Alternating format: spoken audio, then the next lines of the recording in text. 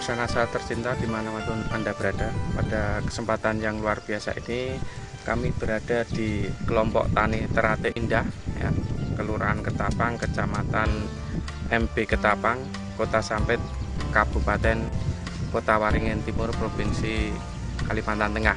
Di lahan ini dulunya adalah lahan yang populasi jamur fusarium itu sangat tinggi. Tapi dengan penggunaan produk NASA, salah satunya Glio, dengan produk-produk yang lain, ini alhamdulillah tanaman cabai ini sudah tahan terhadap layu fusarium dan hasil cabainya itu juga sangat luar biasa. Lahan ini luasnya berapa, Pak? Luasnya ini kata orang sini ini 1,5 borongan, Pak.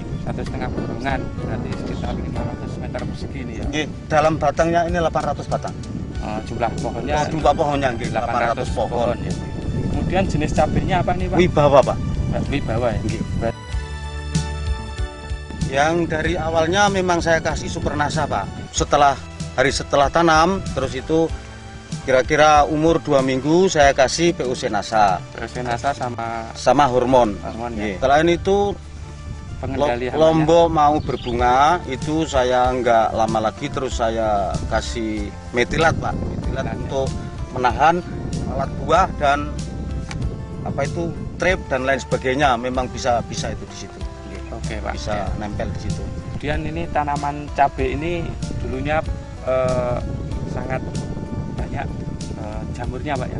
Pak. Terutama fusarium ya. Dulu memang tanah ini yang saya tanam cabai ini sarangnya fusarium di sini. Jadi waktu dulu saya memang belum begitu percaya sama Glio.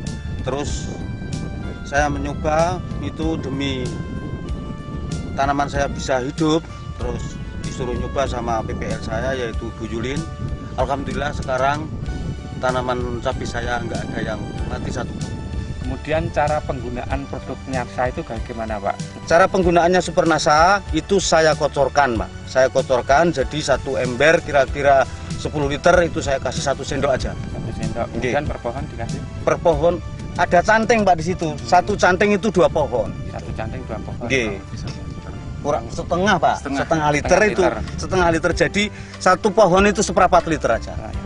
Jadi lebih ringan, Pak. Lebih ringan. Kemudian PUC NASA dosisnya berapa, Pak? PUC NASA itu sama hormon. PUC NASA itu, Pak, kalau tangki saya itu cuma 10 liter, tak kasih 2 tutup aja. 2 tutup. Hormonnya? Hormonnya tak kasih 1 tutup. 1 tutup ya. Itu disemprotkan? Disemprotkan, Pak. Disemprotkan setiap 4 hari sekali, Pak. 4 hari sekali ya. Selama 4 minggu, terus lepas itu 1 minggu sekali sampai sekarang ini 1. Glionya itu memang saya aduk dengan tai ayam itu kira-kira ya 25 sampai 30 kilo satu bungkus. Itu saya aduk mateng-mateng, terus itu saya simpan. Waktu itu memang luar biasa, Pak. Ada 7 bulanan saya nyimpan itu. Karena saya sudah kadung kesal terong dan tomat yang diserang fusarium tadi itu, jadi saya kasih matang betul-betul Glio ini. Lepas itu terus saya cangkul, lepas saya cangkul, Glio tadi saya taburkan merata. Sekarang alhamdulillah bisa nggak ada yang mati. Gitu. Jadi saya sekarang sangat-sangat percaya akan adanya Glio untuk menanggulangi fusarium. Memang nyaman sekali, Pak, karena waktu dulu istilahnya saya harapkan lombok saya ini 3 on per kilo karena tanahnya ini sudah dikatakan tanah sarang fusarium. Ya ternyata sekarang saya melihat ini insya Allah 5 on sampai 8 on per pohon. Ya kalau insya Allah nanti dapat 8 on, insya Allah sudah banyak, Pak, hasil. Kemudian dari pertumbuhan tanamannya bagaimana, Pak? Bagus, Pak. Bagus ya. Bagus. Ya ternyata sekarang ini aja bisa dilihat kan pupus-pupus daun ini kan. Pupus-pupus daun ini setelah dan itu, Pak, penggunaan KCL dan penggunaan Ponska memang cuma KCL dan Ponska itu sangat irit sekali. Biasanya kalau ini mungkin 2-3 sak itu habis, Pak. Ini baru habis 1 sak yang 20 kilo. dari sisi serangan hama penyakit ya, terutama untuk fusarium itu juga berkurang sekali Pak, ya? Yang nggak berkurang, memang nggak ada. Hampir Memang dikatakan nggak ada. sudah nggak ada Nggak ya ada, Pak? nggak ada. Luar biasa ini. Nggak ada Pak. Yang alhamdulillah dan lelat buahnya ini ya. Mitra NASA di sini juga hadir pengelola kelompok tani Teratai Indah ya. Jadi sejak menggunakan NASA ini, kita melihat petani ini yang pasti panennya lebih banyak gitu. Terus tanamannya sehat-sehat, hama dan penyakitnya pun bisa ditekan sekecil mungkin gitu.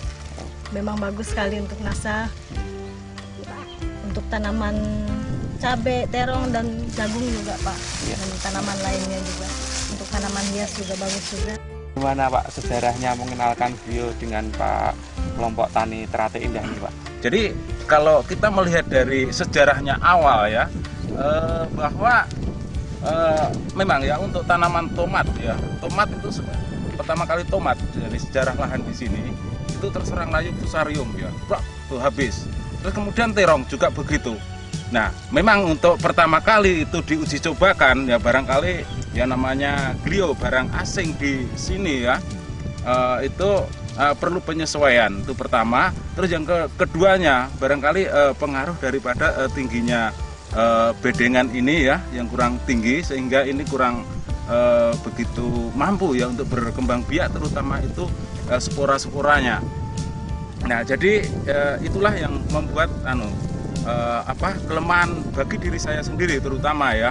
Nah, syukur alhamdulillah tahap demi tahap dari berangkat dari permasalahan itu yang berujung pada pengalaman pada diri saya, akhirnya saya modifikasi untuk meninggikan baluran pertama, terus yang keduanya untuk pemakaian glionya jika masih itu terserang terus, jadi setiap 2 minggu sekali memang harus diberi glio.